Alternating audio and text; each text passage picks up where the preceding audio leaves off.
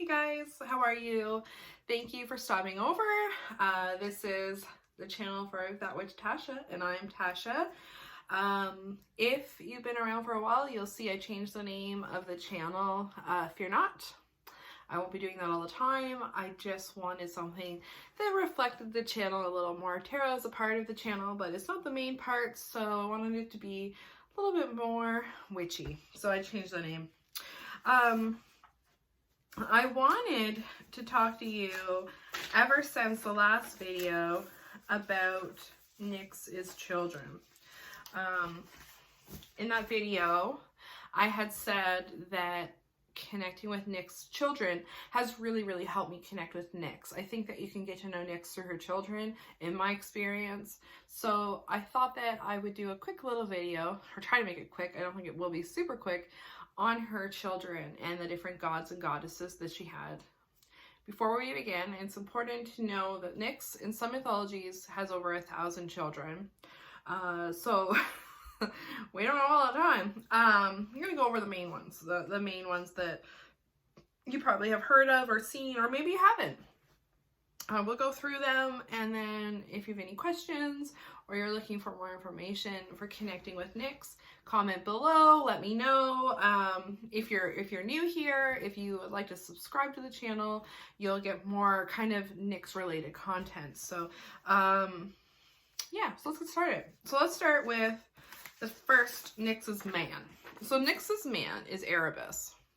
This is him here in an old school, like kind of one of those woodcut paintings. And this is him here in a more modern image.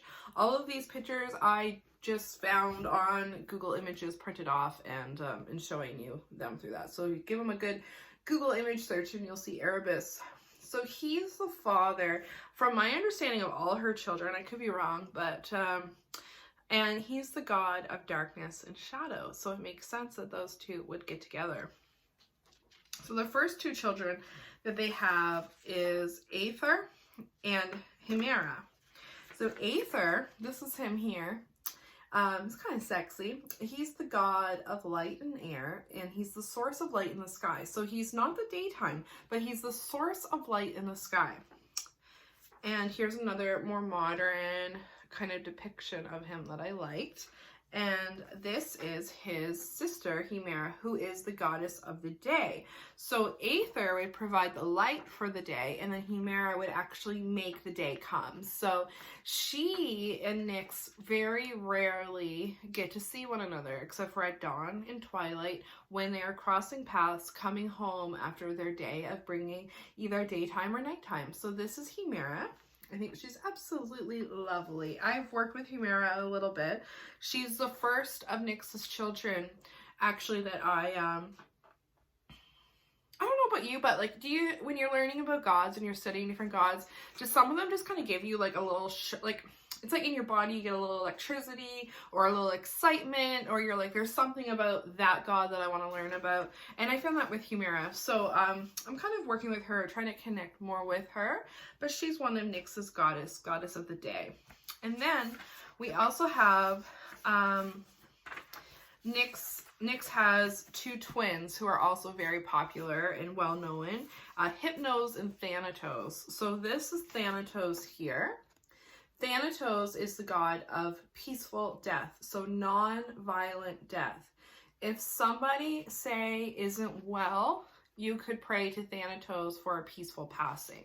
You can also pray to Thanatos for your own peaceful passing, stuff like that. So this is called Plea to Thanatos is the name of this picture, and I really love it. You'll see the scythe here, traditional death imagery, and also the wings. A lot of Nyx's children are winged, and I kind of think that perhaps this is the image where the angel of death has probably come from, is Thanatos. So that's Thanatos, and this is a sculpture of him, again with the wings. And this is a picture with him and his brother. So Thanatos is actually in the back here in the dark, And in the front is his brother Hypnos. Hypnos is the god of sleep. So he's not the god of dreams. He's the god of actual sleep. So he is believed to go with Nyx. He's Nyx, kind of her closest child, because he spends a lot of time with her. And some people believe he travels the night with Nyx. So Hypnos would be a great god to petition to for help connecting with his mom, for help to connect with Nyx maybe through sleep. Here he is with the owl wing. That's very common with Hypnos. Like the owl, because it's an animal of the night, obviously, and Hypnos comes at night, also in the daytime if you're me, because I sleep a lot in the daytime. One of the most famous of her children, and he's still well known in our society. We hear his name through hypnosis, so that comes from Hypnos. He brings rest and peace, and like his brother Thanatos, it's about peace, peace, peace, peace. They are gentle. This is Hypnos with his mama, travel in the skies. So there's Nyx right there, and there's Hypnos bringing sleep as his mama brings night. Pardon me, my throat has been so dry. The next one we're going to talk about is Nyx's daughter Erebus. And she's the goddess of strife and discord. She's actually blamed for causing the Trojan War. Here she is here. She's the nude lady at the dinner party with maybe a little Cupid or Eros down here. We'll talk about in a minute. She likes to cause scandal. She likes to stir the pot. But here's the thing with her is say, what am I trying to say?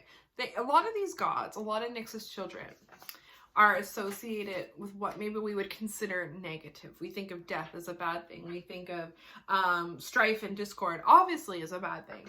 But say you're in a position in life where you're dealing with strife, or you're dealing with just confusion, or people gossiping, causing problems. You could talk to Eris to help you with bringing more balance and some peace back. So you can call, just because they may have a negative attribute, it doesn't mean that they're a negative deity. You can still work with them and ask for help in those areas that they represent. This is Garrus. He's one of Nyx's sons. He's the god of old age, and therefore is depicted as an old man. So again, you could petition him. If there was someone old in your family or an elder, maybe you could talk to Garrus about taking care of them or helping them through their transition into older age. This is Moros. He is the god of doom, and he is believed to have driven man to death. So he definitely not the friendliest looking character. He's always depicted as with a helmet with huge horns. He's very I haven't worked with him, but I think that he's a bit intimidating, even for someone who works with Lucifer. I find him a little intimidating.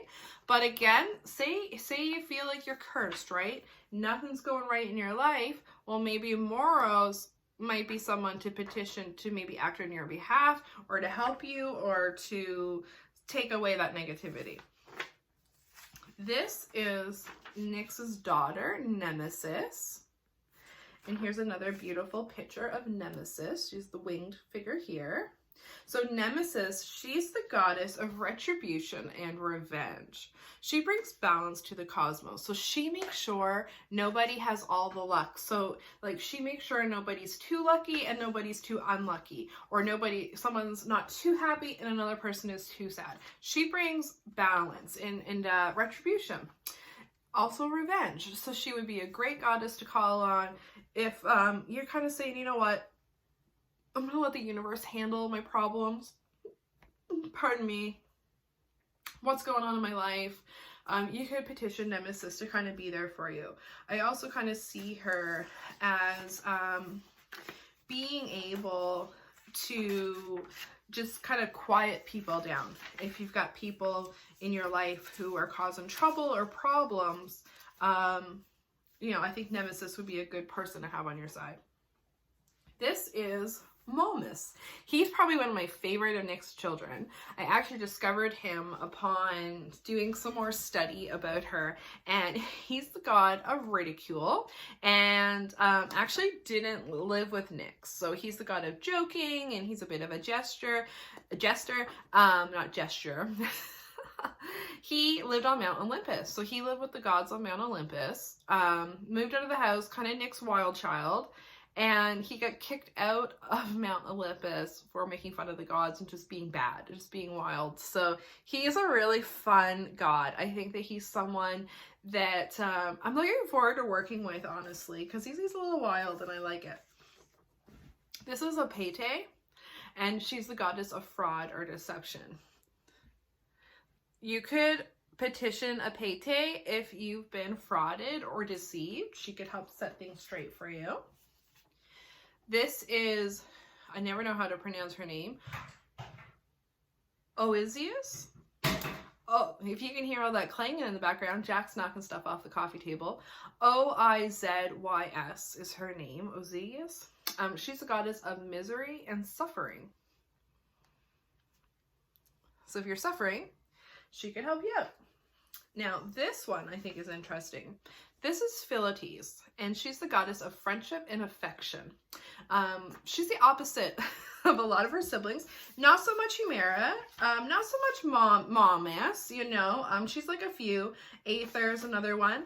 But a lot of her siblings, you know, we've got Doom and Gloom and stuff. So she is definitely a little bit different. If she was in the Monsters, she would be, oh gosh, what was her name? Marianne, maybe? The beautiful daughter who they said was a monster. That's poor Philites. She's wonderful. She's got a very nice, gentle energy, I found, since I've started working with her. And I'm looking forward to kind of getting to know this side of Nyx through her daughter, Philites. Then we have one that I added who's kind of questionable.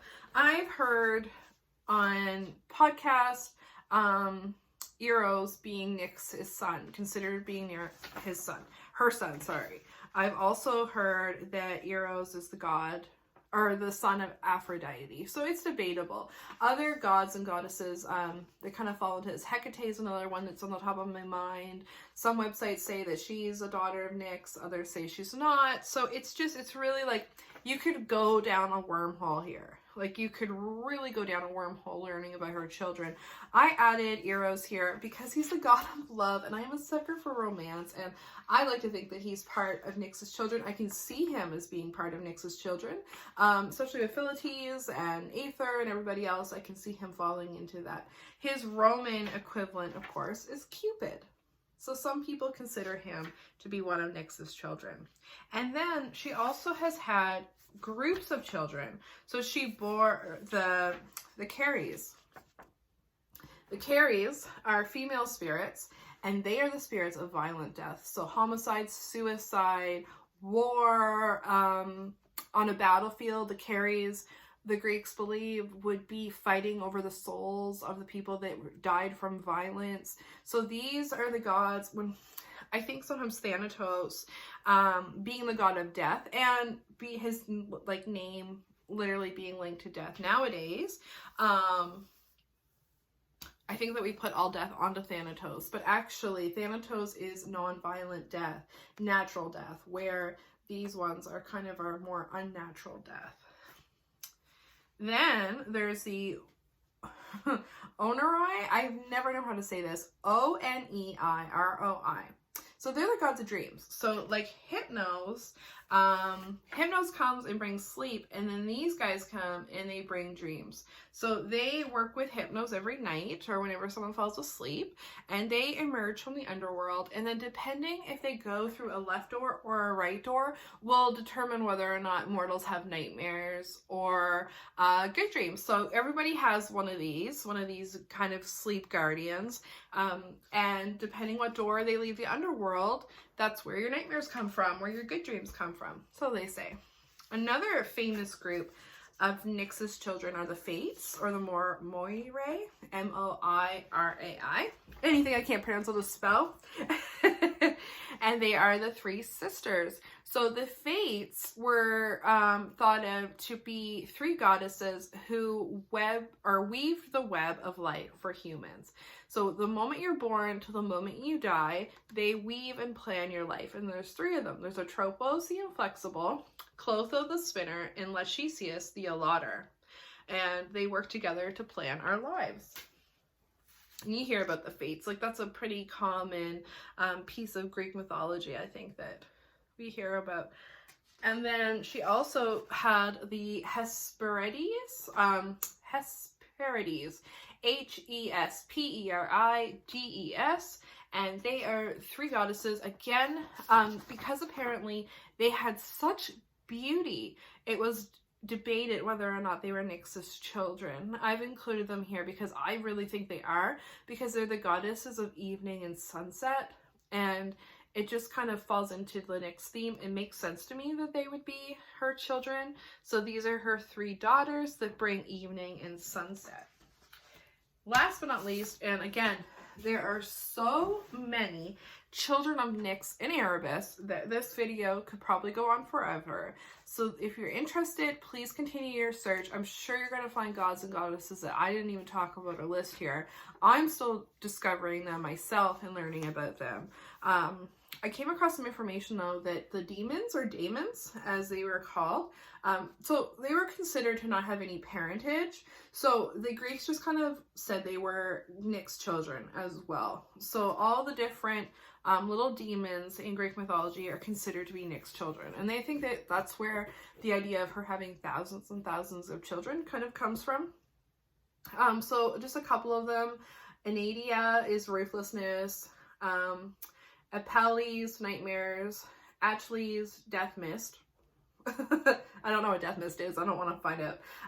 Arai, curses. Alastor, blood feud. Aporia, want. Mania, M-A-N-I-A-I.